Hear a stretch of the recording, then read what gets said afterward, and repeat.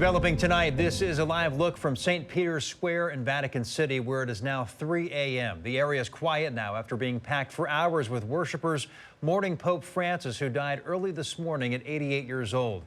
The cause of death was listed as cerebral stroke that led to heart failure. Parishioners all across Western Washington are mourning the Pope's passing. Good evening, I'm Preston Phillips. And I'm Mary Naum. Many had already planned to visit local churches for Easter Monday services and use that time to reflect on the late pontiff's legacy.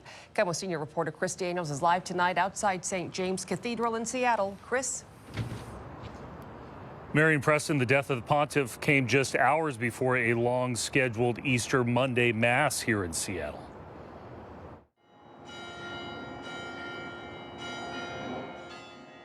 We also gather with hearts that are heavy, the news of the death of Francis.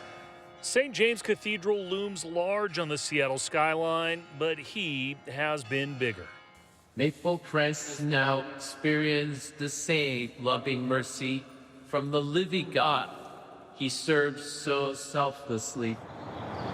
I'm really sad, but I'm really happy because, he meant so much to us.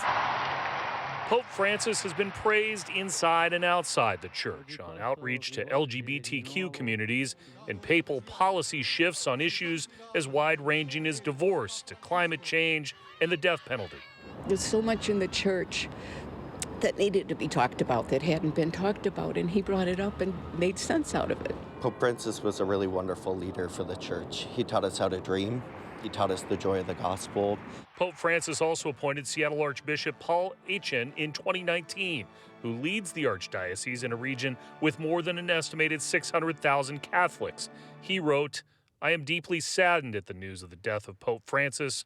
I am also profoundly grateful for his years of witness to the gospel." Be not afraid. Be not afraid to proclaim and to live that truth. Love and life conquer fear and death.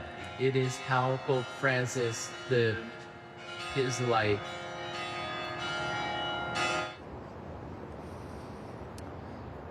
The Archbishop of Seattle has announced there will be a special Mass here to honor Pope Francis next Monday at 12:10 p.m. That's the story for now. Live at St. James Cathedral in Seattle, I'm Chris Daniels, KOMO News. Chris, thank you. The Pope's body is tentatively scheduled to be moved to St. Peter's Basilica this Wednesday so the faithful can pray before his mortal remains ahead of his burial. Unlike many of his predecessors, Pope Francis will not be buried at the Vatican. In his will, which was released today, he requested to be buried at St. Mary Major Basilica in Rome in a simple underground tomb bearing only the inscription Franciscus. The late Pope used to visit the Basilica on Sunday mornings to honor the Virgin Mary. The last Pope to be buried somewhere other than the Vatican was Pope Leo XIII back in 1903. An upcoming issue of Time magazine pays tribute to Pope Francis. The magazine released this photo of the cover of its issue commemorating the life and legacy of the pontiff. Look for it at stores and at newsstands beginning May 2nd. And stick with KOMO for continuing coverage on the death of Pope Francis and the selection of a new pope in the weeks ahead. We'll have the newest information right here on TV and at any time of the day online at KOMOnews.com.